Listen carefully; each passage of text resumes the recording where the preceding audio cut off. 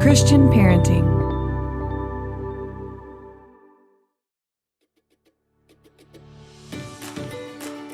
Do you have a child who struggles with a specific subject in school? Or do you have a child who's ahead and just not getting challenged enough in the classroom? For either of those kids and anyone in between, you should go check out IXL Learning. I've talked about it before in this podcast, and it's worth talking about it again because I really believe in this program. IXL Learning is an online learning program that enriches your homeschool curriculum and classroom education for your kids. It offers practice in math, English, language arts, science, and social studies while adapting to each child, meeting them exactly where they are for what they need. Plus, IXL encourages students to be curious and empowers them to choose how to learn. And the best part is, IXL is so easy for parents. One site gets you everything you need, and IXL customizes learning for each child and their needs. Everything on IXL is organized by grade, subject, topic, and then subtopic, so it's simple to find activities for the exact skills that you are covering. And IXL offers instant feedback and explanations of new topics as kids use the program, so you can feel confident that your kids will gain an understanding of the skills that they're learning. You can make an impact on your child's learning and get IXL now. And Christian Parenting Podcast listeners can get an exclusive 20% off IXL membership when they sign up today at IXL.com/today. Visit IXL.com/today to get the most effective learning program out there at the very best price.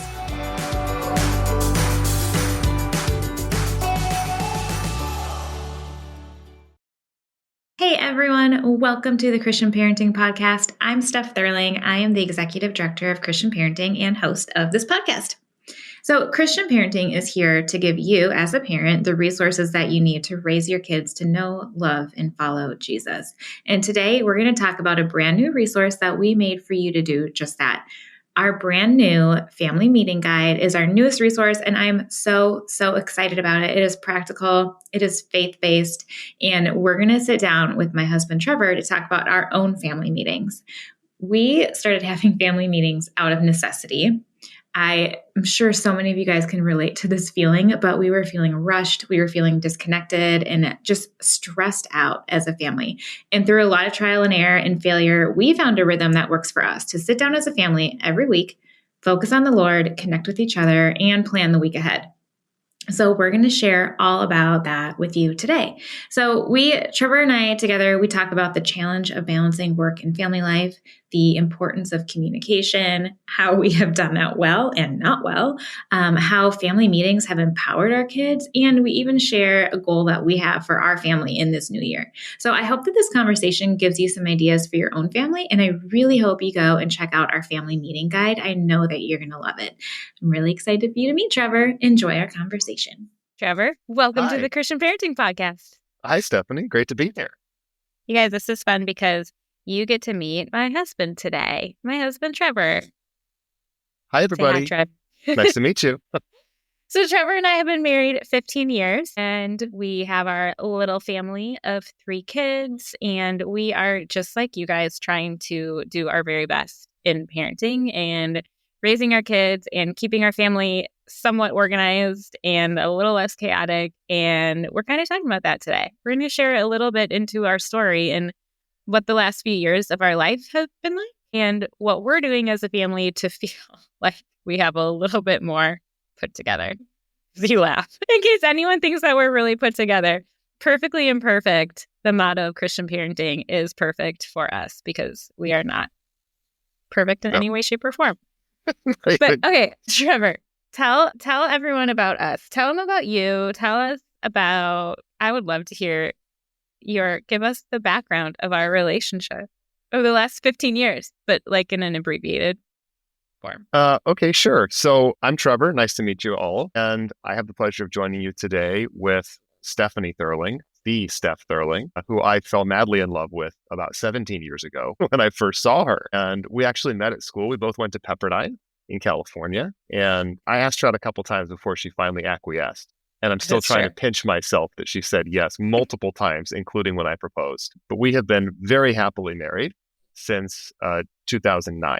So we're coming up on our 16th year, actually, as being married. And it's been a heck of a ride. And we started in California. Steph was going to Fuller there.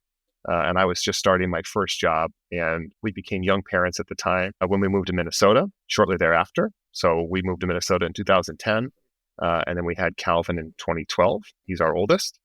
He's 12. He'll turn 13 in the spring. And then Griffin a couple of years after that. He's our 10-year-old. And then Harriet came in and turned our lives upside down in the most beautiful way in 2016 when she came in. And she's always upside down because she's a dancer.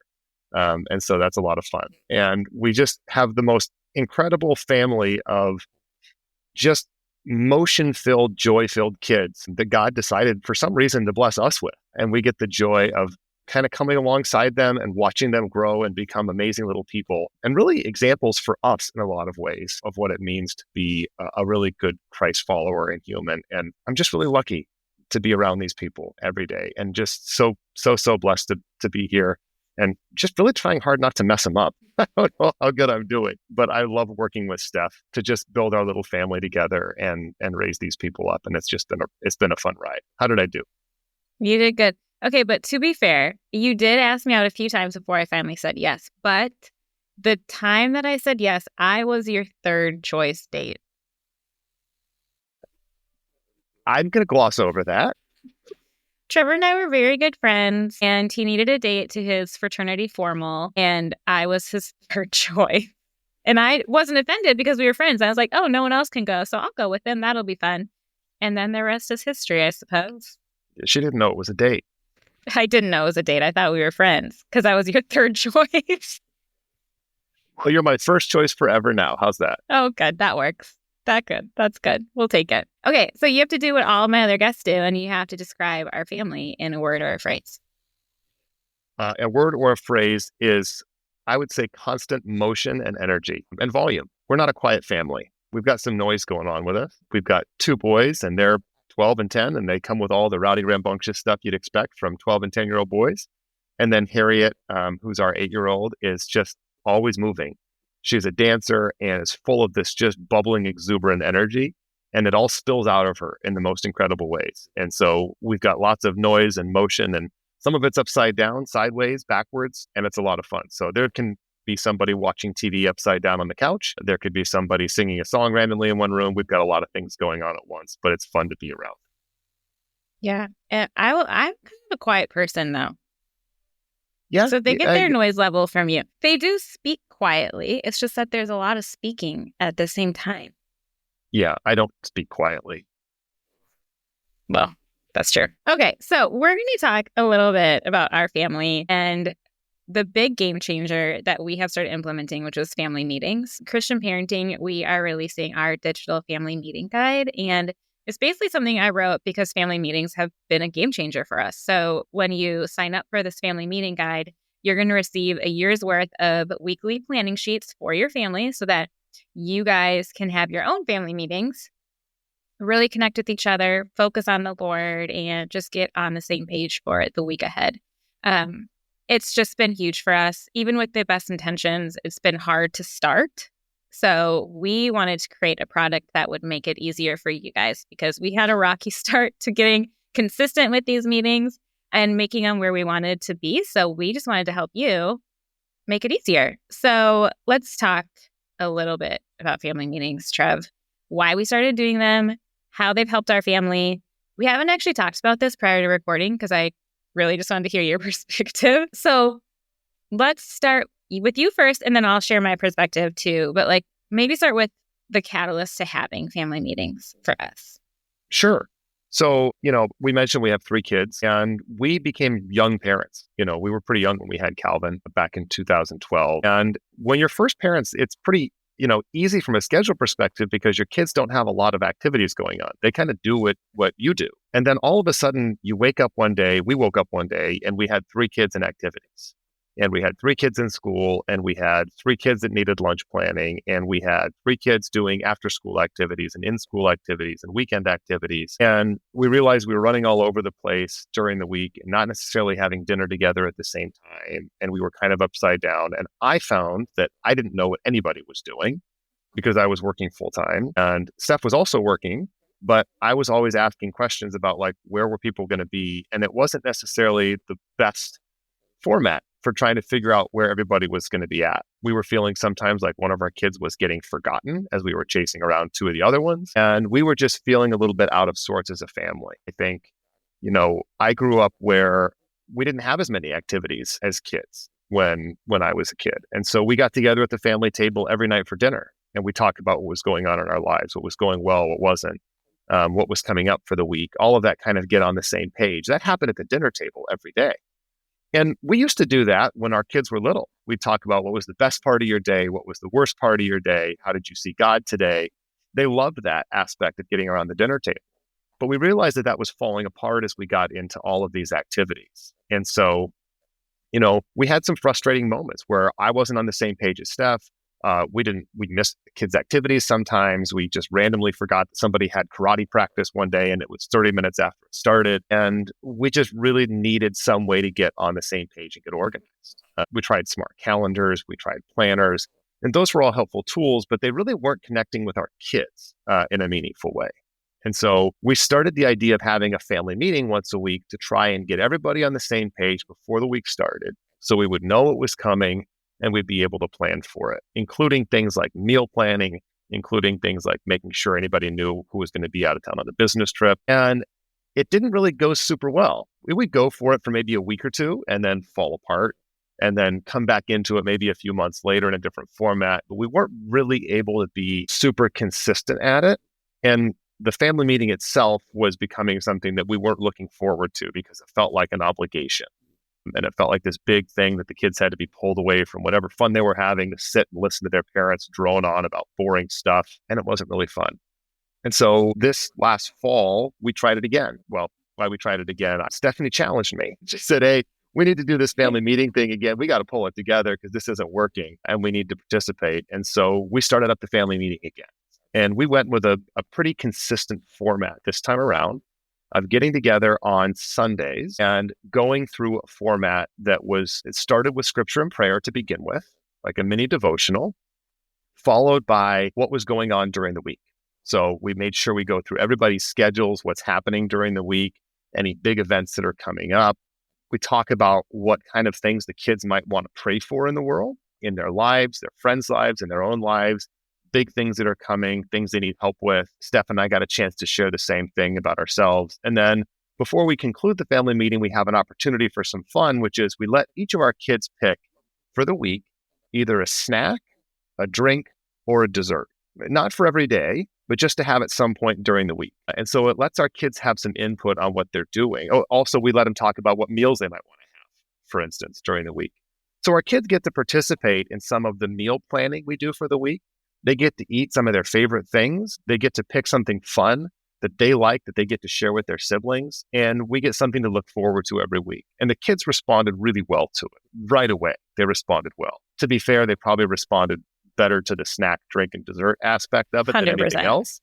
That's what they're there for. But it's kept them engaged, right? We're now in January and we still have family meetings. And by the way, if we forget what order snack, drink, and dessert is in, we can just ask the kids because they never forget. No, they never forget. But it has been a game changer. It helps us to connect, helps us to stay on the same page. It's helped us avoid some of the guilt at not having constant daily family dinners together as we're running around activities. And it's just been really beneficial for our family. It really has been a game changer. And the best part is that our kids know what each other are doing. Whereas before they were a little bit more insular, focused on what they were up to. Now they know what their siblings are doing. And I think that's been the biggest game. Yeah. So I'll just add that part of what really made us realize that we needed something to enhance our communication as a family was me going back to work full time. So I was home with our kids exclusively for 10 years. I was working part-time at a church. And then when Calvin was born, when he was 1, I stepped back and have stayed home. And so I always carried the mental load of being the mom, of having the family calendar down, knowing what was going on, all of the things that moms do. That was 100% on me because I wasn't working outside the home at all. So when I started working, honestly, we had a really rocky year and a half of me going back to work because I stepped into working a 40-hour-a-week job and continued to do the same amount of work at home, carrying that mental load, doing all the things that I was doing. And we tried so many different ways to split up tasks and split up different things, and it just nothing worked. We just were floundering for a really long time. And I think that being able to like sit down intentionally and talk about what has been going on, what we have to prepare for so that and I don't have to remember everything on my own, that has just given me so much more relief, and it has taken off so much of my stress of being a working mom. So I think that was really kind of the game changer for us, because we weren't used to having two full-time working parents, like at all. No. Well, and I think the other thing is that you're a way better planner than I am. I don't like planning. I like to figure out what we're going to eat for dinner today, go to the store, get the stuff, come home and make dinner, right? And that's just, the reality is we don't have that kind of space in our life to do that every day.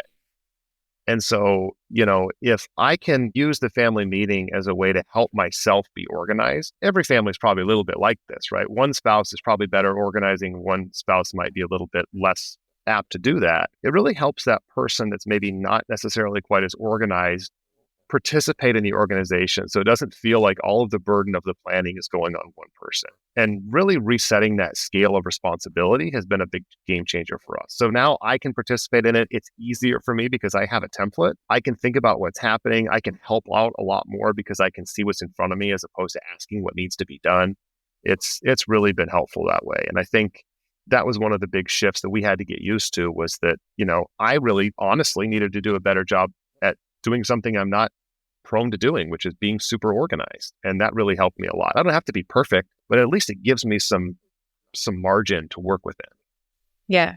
I want to go back to what you said earlier too, about how our meetings have helped our kids to know what's going on in each other's lives, because I think that's been really awesome.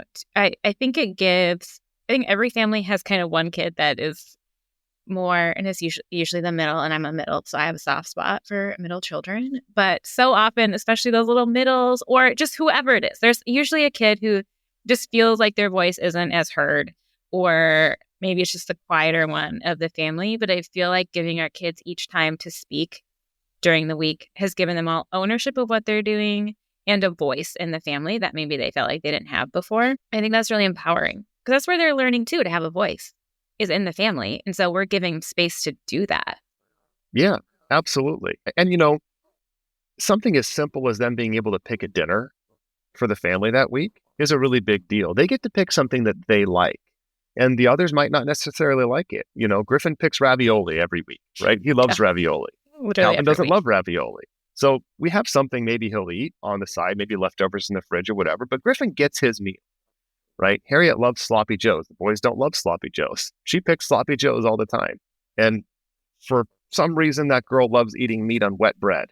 She gets to pick that, and she gets to feel like she has some control, and her brothers don't get to say no. And there's a little bit of that self-advocacy that's good, but they also have to roll with it. And that's what dinner is that night. And they kind of have to be okay with whatever their siblings want to. So it's giving our kids a chance to have some agency. And at the same time, it's giving them a chance to step back and let their siblings step forward and have their moment too. Even with something as benign as picking a dinner, it really makes a difference. Yeah. When my kids were littler and I was having their siblings, or when my sister was pregnant, they had a lot of questions about what was going on inside their mommy's tummy. And best-selling author and pro-life advocate Abby Johnson has a new illustrated kids book called What's in Mommy's Tummy. It is the perfect book for questions that your kids have. In a fun and child-friendly way, Abby helps parents show their kids that the life growing inside mommy is a baby brother or sister. So in the story, little Luke has noticed his mom's tummy getting bigger and bigger and bigger, and he really wants to know what's going on in there. He has some ideas, like, is it a cat? Is it a dragon? Maybe a kangaroo? But as we know, none of these things are growing in mommy's tummy. So what could it be? What's in Mommy's Tummy helps parents prepare their children for their new baby brother or sister in a humorous way. It highlights life in the womb from a Christian perspective, and it gets children excited for their new sibling. What's in Mommy's Tummy is the perfect gift for expecting moms with young kids. You can get your copy at Tyndale.com or FocusOnTheFamily.com.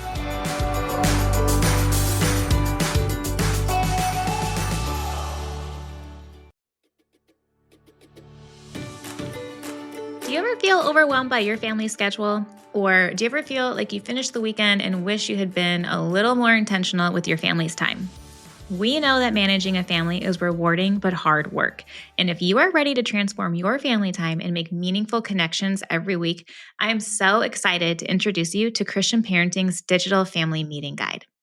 Every week, your family will gather to plan the week ahead, talk about the highs and lows of the week, and focus your hearts on the Lord.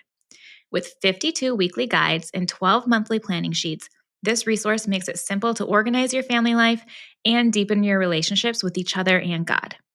The family meeting guide includes weekly guides with Bible verses, family check-ins, and even a fun kids' choice section. My kids love this part of our family meetings. It includes monthly planning sheets to track goals, prayers, and appointments so everyone's on the same page. And do not worry, you'll receive everything in your inbox ready to print or pull up on your phone. Life gets busy, but staying connected doesn't have to be complicated. The Christian Parenting Family Meeting Guide helps you stay organized, grow closer, and focus on what matters most.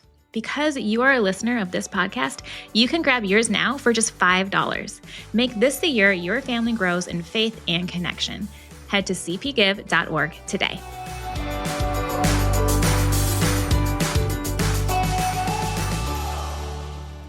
So, okay, we've had to start family meetings, stop family meetings, start again, we're finally in a rhythm. What would your advice be to people who want to have family meetings regularly? Like, what should they focus on first? So I think there's two aspects of the family meeting that should really be focused on first. One is thinking about a way to make it engaging for your kids, thinking about a way that makes them want to come to the family meeting. And a lot of times, that doesn't have to be something as simple as, this doesn't have to be a snack, a drink, or dessert. Your family can pick whatever you want to have fun with, but something your kids like to do that can be an aspect of that family meeting.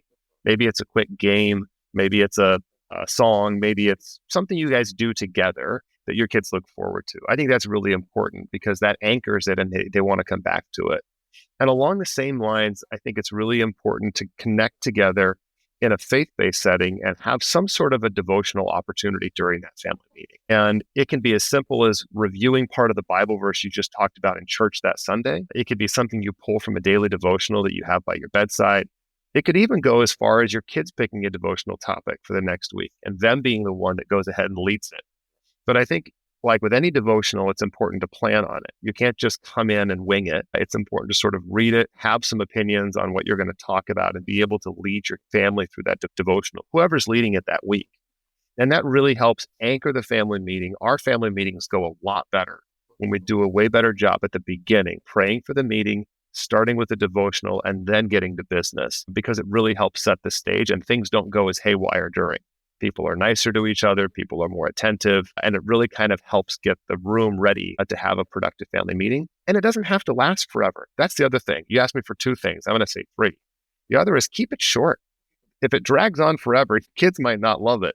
But the shorter you can keep it, the better it is, and something they feel like isn't going to distract them overly from their day. They can get it done. They can have some voice, and they can know what's happening for the week. Yeah. And for us too, I feel like when we were struggling with these meetings and not doing them well, we were coming to them tired, and like it was a burden that we had to do, and our attitudes were not great about these meetings. We weren't coming prepared. We weren't coming like, this would be fun. We're all going to sit together and focus on the Lord and get on the same page and all, sit down together. It was more like, okay, family meeting, let's go. And they didn't go up at all. No. I'd feel guilty sometimes I didn't do it. You'd hold me accountable for it, and then I'd feel bad. It just wasn't good. But I think we've done a lot better job since we kind of got that consistent format in the fall. And it's been really helpful. Yeah. Well, and that's also why in the guide, we are trying to make it easy for you guys. Like we have I call it like a 1-minute devotional at the beginning, because it's literally just a Bible verse that you read and then one question about it. And so you can focus on God, but it doesn't have to be this big thing and you don't have to do a ton of prep work. We did it all for you because everyone just needs a little bit of help sometimes, including us. So really, we wrote this for ourselves and we're just sharing it with you. Okay. Let's talk about the part of the family meeting that we've already talked about a little bit, the most fun, but also has the highest potential for fighting, which is snack drink, and dessert. We talked about getting kids involved, but like our family meetings are not perfect. Like we do have fights. Like the kids disagree. People have bad attitudes. It's not perfect every week. And sometimes we just don't do them. Sometimes we're busy. It was just the holidays. We've been traveling. We haven't done a lot of family meetings. And now we did yesterday to get ready for the week, to get ahead. And it felt really good to be like, okay, we're going back to school. Here's what we need to know, because we were kind of floundering for a while with the busyness of the holidays, not knowing what was going on. Who has a choir concert? Who has their outfit? Who needs what? And people are tired. So let's talk about how things don't go well sometimes and how to manage that. Yeah. So number one, focusing on the snack, drink, dessert aspect of the family meeting. Things don't go well if you don't actually follow through on the snack, drink, dessert, because your Oh kids my gosh, remember. that's so true. I didn't even think about that. Oh yeah, they will remember. If you don't order, we Instacart all our groceries. If you do not get their snack, they will tell you, and they will be deeply offended. Yeah. So following the family meeting, put that Instacart order on and put it on the shopping list so you can actually deliver that snack, drink, or dessert. And that helps build that trust. But I mean, I remember I'll just call it the Blue Takis disaster of like October, November. I don't remember this at all. Blue Takis, which are these like vinegar, spicy tube disgusting chip things that are blue. Yeah, they're brutal. But one of our kids loves them and the others do not like them, or at least one of the others doesn't like them. And so they were really frustrated that they weren't going to like the snack that week. And it was just a screaming match and it wasn't pretty. And the family meeting kind of devolved to a little bit of madness. But I think, looking back on it, that was that really a disaster? Or, Calvin wanted Blue Takis and Harriet really didn't. And she expressed that she didn't like him. And he was like, well, I want them anyways. That's what I want for my snack. And you can have some of it or not, but I'm not ordering my snack for you. I'm ordering it for me and I'm inviting you to share it. That was a little bit rough, but it worked okay. The one that was tough was I think we had for dessert one time, somebody picked like Dairy Queen Blizzards. And we weren't able to deliver on that, or we tried to deliver on it and we went and we got Dairy Queen Blizzards one day. It was like Tuesday. And then there was a dust up on Wednesday because we didn't go get Dairy Queen Blizzards. And so we had to clarify, like, we didn't mean you were getting Dairy Queen Blizzards every night this week. We meant you get them once. Or they would order things like, Dr. Pepper, and they'd get, you buy Dr. Pepper, from the store and it comes in a 12 or 24 pack. And they were thinking they were going to get one every night after dinner. And, we had to have caffeine and sugar conversations and that kind of stuff. So, those expectations, kids have different expectations of what it means for snack, drink, dessert than you might have. And so I think that's been one of the things we've had to navigate. It was a little bit of a bumpy part at the beginning, but we kind of worked through it. And I think that's some of the potential for it falling apart a little bit. Definitely forgetting to order it is the biggest issue. It really is. Do not forget to order it. I'm really bad. Now I just pull out my phone and put it in my Instacart, literally as we're speaking. But I do think our kids have learned a lot of conflict resolution from this too. Like having to, I don't like that snack. Well, it's not really about you right now, So I think that's been really good. Having to communicate and having us all together helping guide those conversations has been very helpful for our kids. It has been. Well, because life doesn't always go the way you want, right? Sometimes you have to deal with it. And I think that's just part of it. Sometimes you have to eat Blue Takis if you want a snack that day. I mean, do you though? Do you? You can just not have a snack. Yeah, just skip it. Okay, so looking forward to the year ahead, Trev, what is a goal that you have for our family? I kind of touched on a little bit earlier. I would love, especially in the context of a family meeting, I would like our kids to feel empowered to step into some faith leadership in our home. I would love it if our kids got to a point where they knew they were going to lead the devotional for next week's meeting. I would love if one aspect of our family meeting could be like, okay, Calvin, you're on for the devotional next week. And then one of us follows up with him on like Wednesday, Thursday and checks in, maybe helps him pick a verse. He gets to lead the devotional that week and have some ownership of it. I think that would be a really exciting way for us to move this family meeting into the next phase, which has so far been parent-led. I would love it if this became something that all of our kids feel like they can run, because if they do it that way, they can take this and impart it to their own families down the line.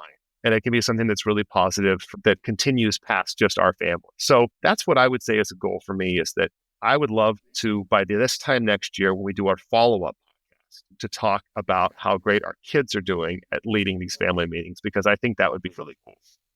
Yeah. Well, and that also helps them, not even with their own future families, because that is, at least for our kids, a while away. But like we think about Calvin's 12, he's going to be in high school in a year and a half, and then he's going to go on to college or whatever he chooses to do after that.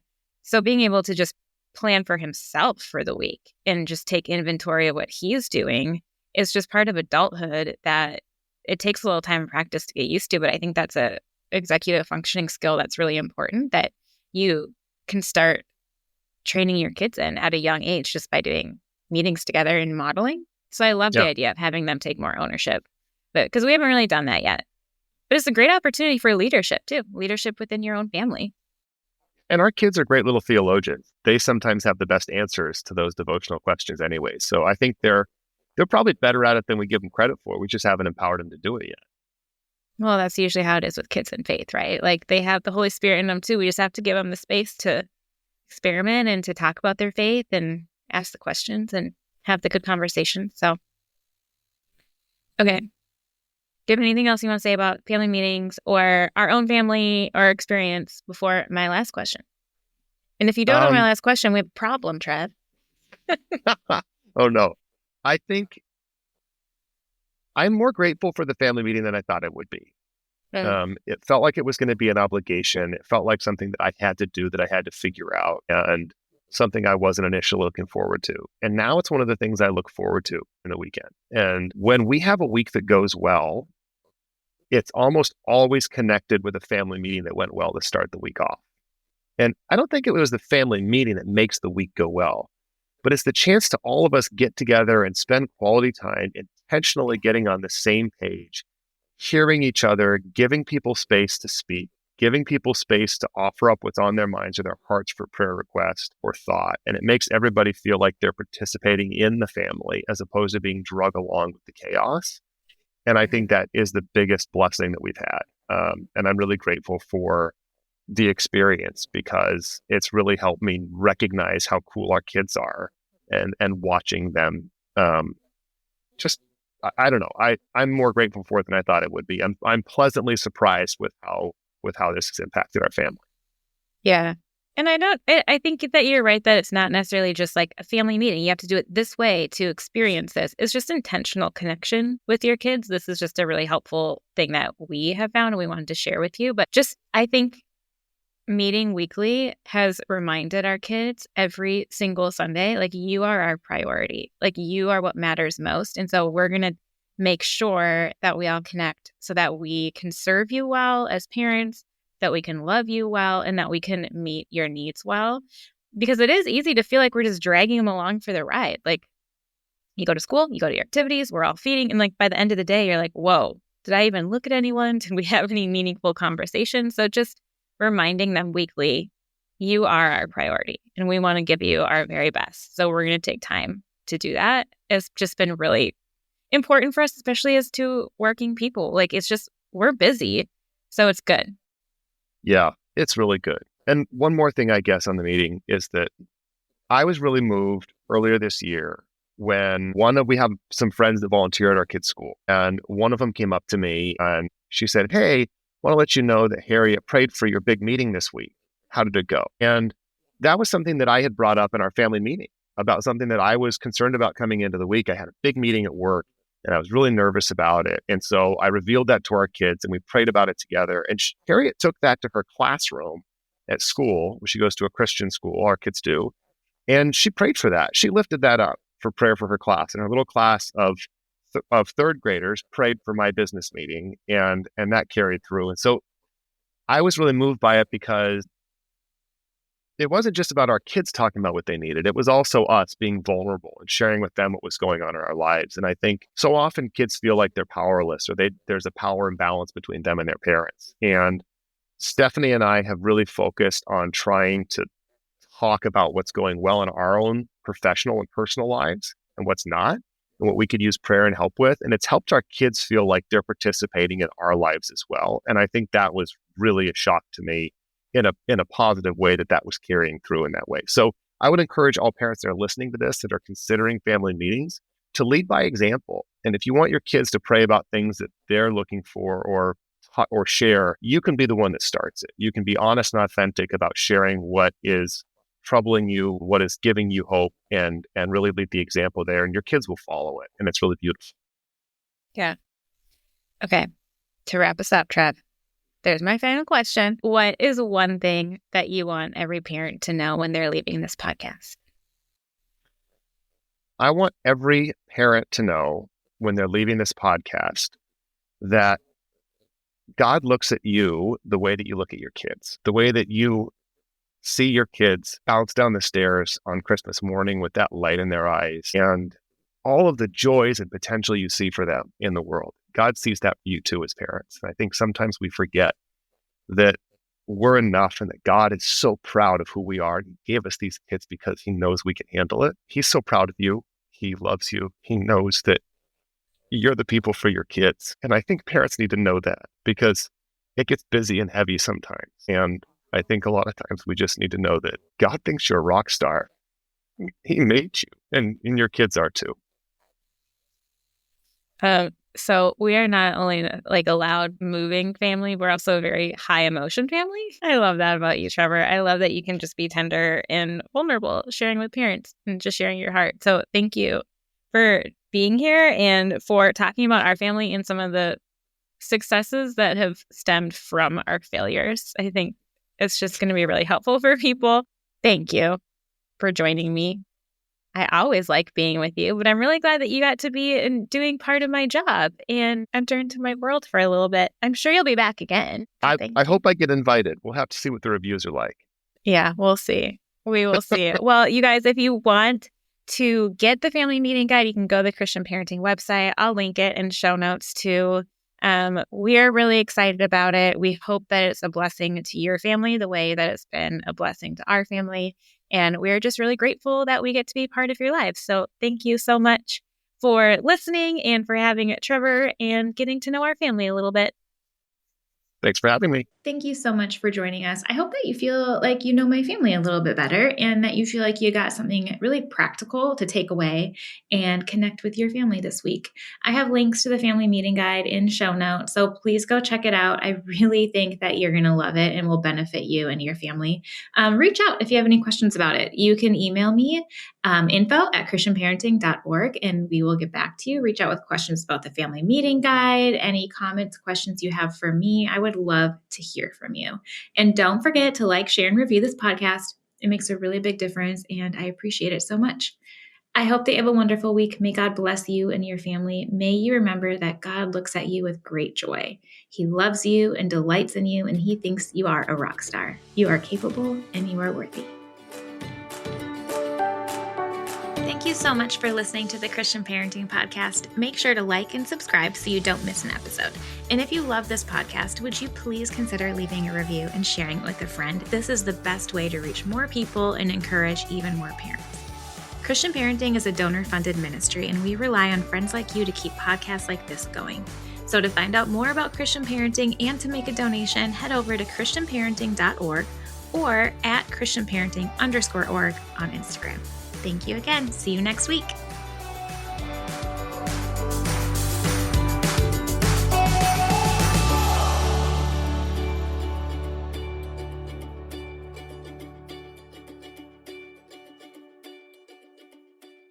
89% of business leaders say AI is a top priority. The right choice is crucial, which is why teams at 1/3 of Fortune 500 companies use Grammarly. Grammarly is the right AI assistant for your team. With top-tier security credentials and 15 years of experience in responsible AI, Grammarly is how companies like yours increase productivity while keeping data protected and private. See why 70,000 teams trust Grammarly at grammarly.com/enterprise.